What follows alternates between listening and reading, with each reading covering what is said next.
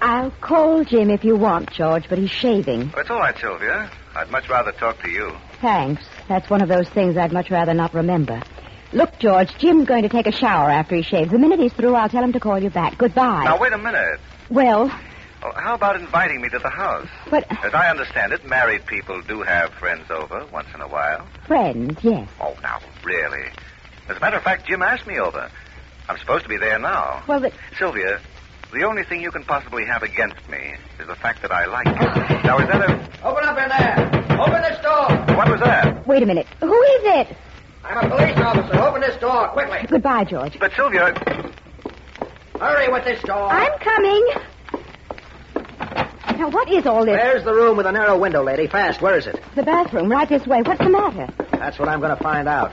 This scrubbing brush came flying through that window into the street a second ago. Who's in this room? My husband. He threw the brush through the window? That's what I said. Now I'm going to find out why. You inside. Open up. Oh, stop being so dramatic. The door's not locked. Oh, well then... Jim, tell this officer... Jim! Your husband isn't going to be telling anybody anything ever, lady. He's dead. And from here it looks like he's dead from very unnatural causes.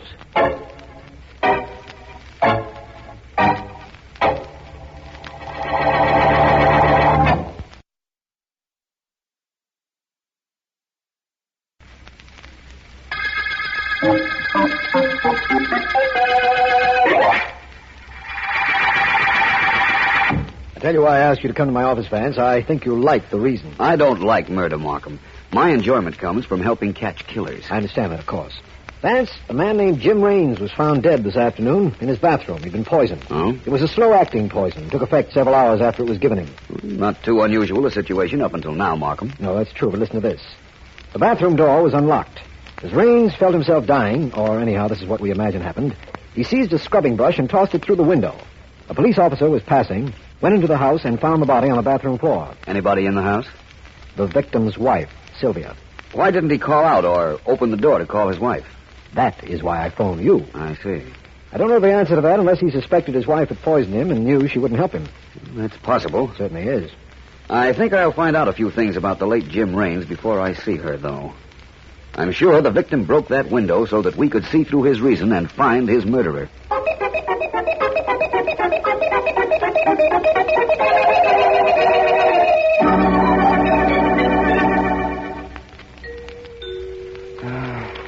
Just a moment, please. Be right with you. Well, this is a surprise. Come in, come in. Please sit down, Mrs. Raines. May I say that black is a very becoming color? Why did you kill my husband? Oh, Sylvia, please, I didn't kill Jim. Why should I have killed him? You had lunch with him. You poisoned him. You wanted me, didn't you? You knew I wouldn't have anything to do with you while he was alive, so you killed him. You killed him, and now I'm going to kill you. Now, Sylvia, don't be ridiculous. Put that gun down. You took Jim away from me. You're a murderer, but you'll never be caught. You're too clever. Now, my dear. See how smart you really are. See if you can outthink a bullet. You fool! Give me that gun! Now, there. That's better. You ought to either not carry a gun, my dear, or learn to aim it properly. So, you imagine I poisoned Jim. It's true I did have lunch with him. But have you forgotten? I was due at your house when he died. I'd hardly be stupid enough to give the police a ready-made suspect. You killed him. I know you did. You know, Sylvia, this could have been a very good act you put on. Let's say you poisoned Joe. What? Let's just say that. You came here carrying a gun, accuse me, purposely fire a wild shot. The perfect picture of an innocent, outraged wife. Sylvia, you're out of your mind. Maybe I'm not the only one that's clever. Maybe it's just what I've always suspected. That you and I would make such a wonderful team.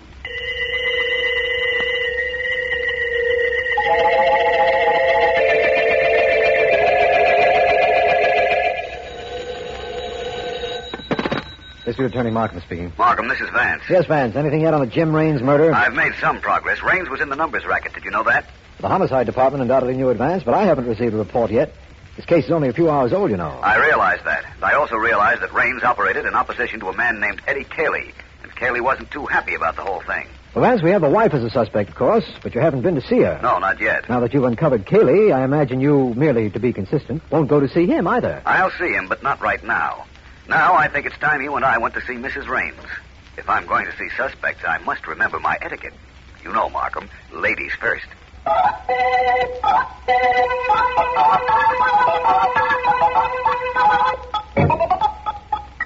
What was the take for today, Whiting? I don't know yet, Eddie. Why not? It takes me a little time to add up figures. But I like figures. You ever hear anything like that? I like figures and I don't understand them. So what? I like women and nobody understands them. All the runners bringing their slips? All except Squirmy. He's due any minute. 6, 8. Take off your shoes for that number, Whiting. Huh? It's over 10. You'll run out of fingers to count on. Gee, I like mathematics. Hey, that must be Squirmy now, Eddie. Yeah, okay. 1, 12. Come on in after I press the buzzer to open the door. Hi, Mr. Cayley. Squirmy. Hi, Whitey. Hi. I'm here, right on schedule. No? You're here right on schedule, yes. Empty your pockets. Plenty of numbers today, Mr. Cayley. Plenty. Everybody plays numbers. Lots of suckers. Yeah. Tell them a dime gets them $60, and all they got to do is guess 3 numbers right, and they all chuck me dimes, no? Yeah, pretty good collection. Squirmy. Well, gee, Mr. Cayley, don't call me Squirmy. My name is Claude. Pretty good reason for being called Squirmy, if you ask me. Okay, Squirmy. I've got all your collection slips. Let's have the money you picked up. Surest thing you know. I got it right here. Plenty of money, plenty of dimes. Oh, plenty, boy. Yeah. How about that? Pretty good, no? That's all, huh? That's it. Hey, let me have them slips of paper, Eddie. Gives me more figures to add. Gee, I like figures. Take 'em, Whitey. Okay. Squirmy, come here. What? Take off your hat. There ain't no lady in the room. Okay, I'll grab it off. There. Hey, give me back my hat. Give me back my Sure, hat. as soon as I see what's in the inside band. Hey, what's the matter? Well, what do you know? Policy slips. You're taking numbers on your own, aren't you, Squirmy? Now, look, Mr. Cayley, look. I don't know how they got up there. No? I've been framed. Somebody had... Quit me again, Eddie. Just let me count. That's 1. No, don't. I got rid of one competitor, Jim Raines, and now I got another. Wait a minute, Mr. Cayley. Them numbers I had up there, I kept them there in case I got picked up by the cops. Is that so? Yeah, that's it. In case I got picked up by the cops. Three, keep it up, Eddie. I'm having fun. I'm a little tired of playing. 4. Now get up and get out of here, Squirmy. And next time, remember, don't try to get cute with me. Sure, I'll remember. Okay. I won't get cute. I'll remember. So long, Mr. Cayley. So long, Whitey. Get out of here. Yeah, sure, Whitey. I guess I can't blame him too much, Whitey. What do you mean? With Jim Raines out of the way, he just got ambitious, that's all. Yeah, that's what it is, all right. You know, Eddie, this is no business for secrets. Remember that, Whitey. Sure. Guy works for you. He ain't got no right to keep anything under his hat.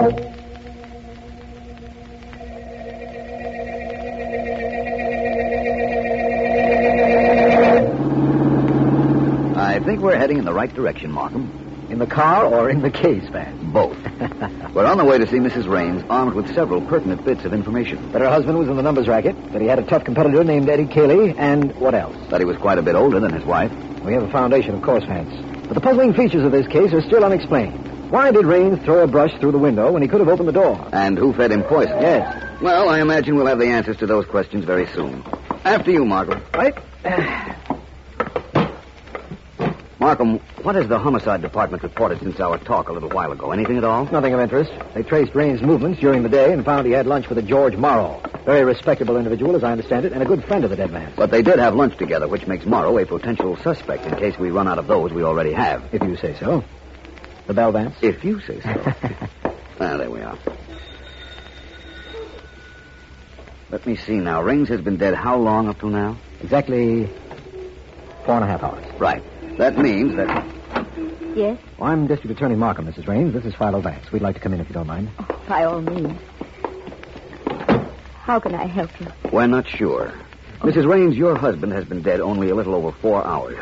I notice a black coat and hat here in the hall, and you're wearing a black dress.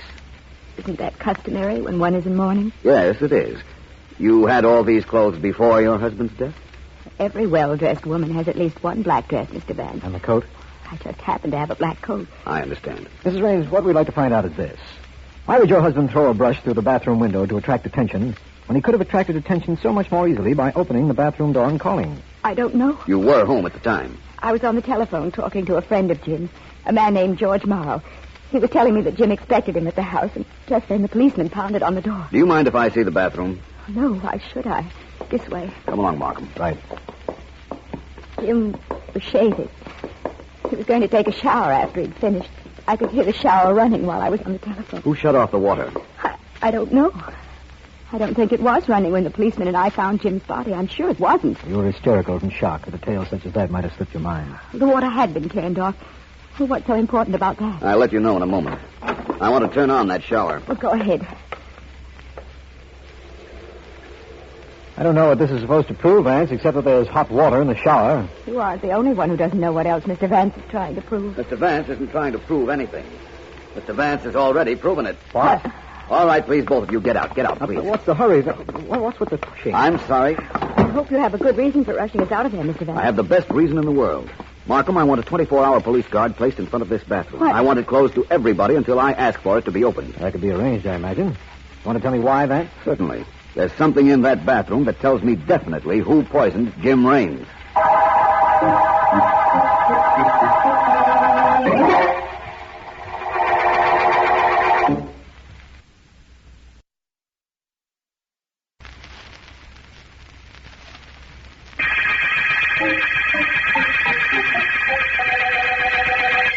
This is District Attorney Markham. The shower bath murder case opened when Jim Raines, numbers racketeer, was found poisoned in his bathroom. We know the poison had been administered several hours before. We know that Raines' wife was younger than he and attractive. That the dead man's racket rival was Eddie Cayley, and that he had a friend named George Morrow. That's all we know. But Philo Vance insists he knows who killed Raines after he, Vance, turned on the shower in the bathroom. It is sometime later in my... Still not talking, Vance? What's the point of telling you, Markham? You need evidence that will stand up in court. I don't have it. Will you get it? That's the question. I'm going to try. Well, you've been... I know what you're going to say, that I've been reasonably successful in getting proof for you before. But each case is different, Markham. Precedent hasn't any importance because there never has been a case like this. Could you tell me why Jim Raines threw that brush instead of opening the door? Yes, I can, but I won't. I know why he did it. I know everything about this case now. All I have to do is take the mystery of that shower and use it to make a murderer come clean. 9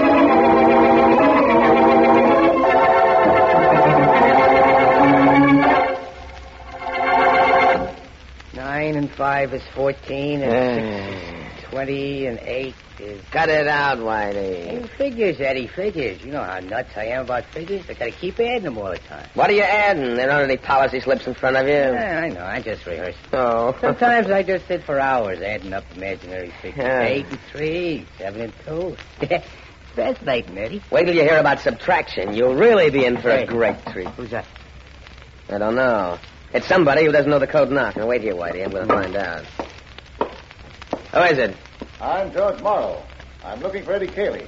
What are you looking for him for? I'll tell him. Hit the buzzer, Whitey. We'll let this guy in. I'm Cayley. Oh? Come on in. What's on your mind, Morrow? Cayley, I've got a little information for you. Yeah? You're not taking over Jim Raines' numbers business. No. That's right. No. Hey, I dig this guy, Eddie. He's the fella talking to Jim Raines' wife on the telephone when Raines kicks off in the bathroom. Yeah, that's right. I knew Raines' racket. I was all set to take it over when I heard that you've moved over to Raines' side of town. So what? Move back, Cayley. Quick. That's all. How is it? Will you listen to me? Now, don't take your hands off me. Now, take them off. Tomorrow, I don't think I like being shoved around. When you know for sure, tell me. Go ahead, boys. Take care of him. That way I get to do some counting. Okay, here we go. All right. Come on. Whitey, I think I'll leave you helping this guy. Okay, boy. Well, that's that. Sure. Nice work with that blackjack, Whitey. It wasn't really nothing, boys. 1, 2, 3, a boom. I don't think he'll bother us again in a hurry. You said it. One good thing he did, though. What's that? He told me he knew about Raines, was all set to take over Raines' racket. The cops will be glad to hear about that, and they're going to hear about it if they get too close to us. He had an awful good motive for murder, Whitey. Awful good.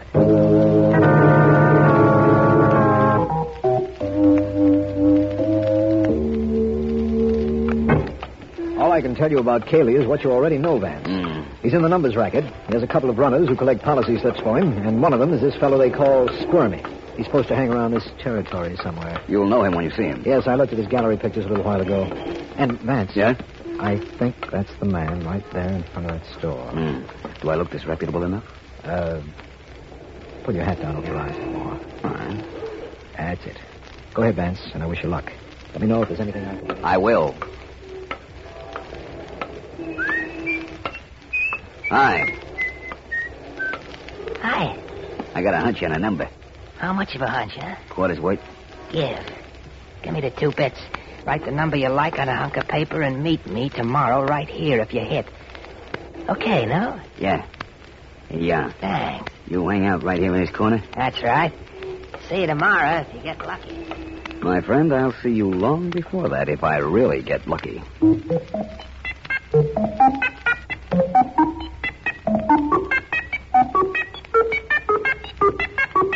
Look, George, I don't want to talk to you now or ever. Oh, but and Sylvia... nothing you can do or say can make me change my mind. I wouldn't say nothing, Sylvia, if I were you. What do you mean? I was just up to see a fellow named Eddie Cayley. He was a business rival of your husband. Well, what does that make me? You'll have to listen to find out. Well... Eddie and a stooge of his worked me over. Good. But I had a reason for going up there. So? You were the reason. So don't you think you should be a little reasonable?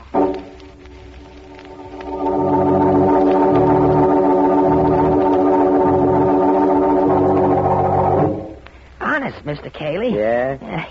Here's my hat. Nothing in it. See? You sure? Yeah. All the policy slips just like I collected them. That's a good boy. Yeah, sure, thanks. And all the money I got. Hey, you got a lot of them, Eddie. I'm having a swell time adding up these numbers. Well, enjoy yourself, Whitey. Yeah. Say, I wonder why the other runners haven't come in. It's time for them to be here, isn't it? If you say it's time, Mr. Cayley, it sure is time. No? Thank you, Claude. Gee, thank you. Hey, that's our knock. Must be one of the boys now, Eddie. Want to let him in? Certainly. Hey, that ain't one of our boys. I'm not one of anybody's boys. I'm Philo Vance. How did you know the knock we used? Sensible question. That seems to indicate that you are the head man. You are Cayley. That's right. And you want to know about the knock? Yeah. Well, I was watching down the hall when Squirmy here knocked at the door. Oh, gee, Mr. Cayley, I didn't know. Honest, I didn't. Shut up. Shut up? Okay. Now he'll call me Squirmy. Will you cut that out? You were watching, Vance, and listening. I stand corrected. Well, Cayley, you want to know why I'm here. Keep talking. That's simple. You're in the numbers racket. So was Jim Raines. That's a very definite connection between you two. Now, wait a minute, Vance. I know who you are. You're no cop, and that means I'm not ratting on anybody. But George Morrow wanted in on Raines's racket. He told me that himself. If you're looking for Raines's killer, you don't have to look any further than him. Thank you. But I think this numbers business of yours, Cayley, is sufficient to lock you up until I get ready. Whitey, the blackjack. Yeah. Grab him for me. Don't grab so easily, my friend. Come on, Whitey. Let's try to handle this one. All right, everybody, stop that fight. Stop it or I'll shoot. Well, the district attorney and a gun. Yes. I'm getting up in the world. Markham, you interrupted the proceedings just when I was starting to enjoy myself. But I'm glad you did. I'm very anxious to get this case over with. I followed you as you asked me to, Vance. Do I take Cayley in as Jim Raines' murderer? No.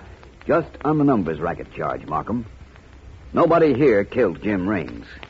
But let's go to Raines' house, and I'll point out somebody there who did.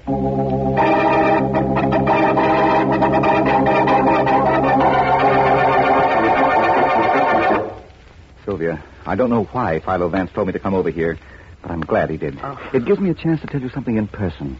Something you wouldn't listen to on the telephone. Go away from me, George. You make me sick. I've got a lot of money, Sylvia. I know where to get more. I want to marry you. We'll work things out so they'll be just the way you want them. Get out of here. I don't care if 9 Philo Vances ask you to come over. I tell you to get out. You disgust me. You can't talk to me that way, Sylvia. You can't. I won't let you. Try and stop me. Oh, Now, Sylvia. you either get out of here, George, or I will. Take your choice. Only don't take too long to make up your mind. Sylvia, you've got to listen to me. I've wanted you ever since I saw you. Jim was my friend, but friends don't mean anything when a man falls in love. He was in the way. I could never have you with him around. You killed him. I disgust you, do I? It didn't do me any good to kill him, did it? Well, I'm going to kill you like this.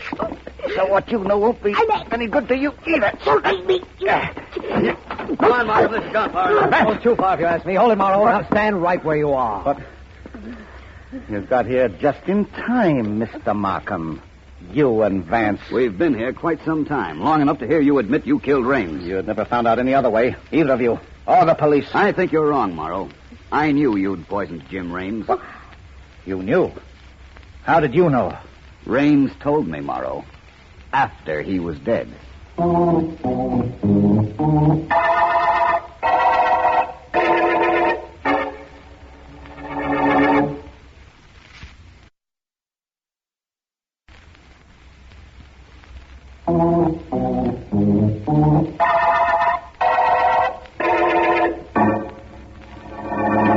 Before we go into the Raines bathroom, Markham, you realize why we went up to Eddie Cayley's headquarters. Break up his policy operation. Exactly.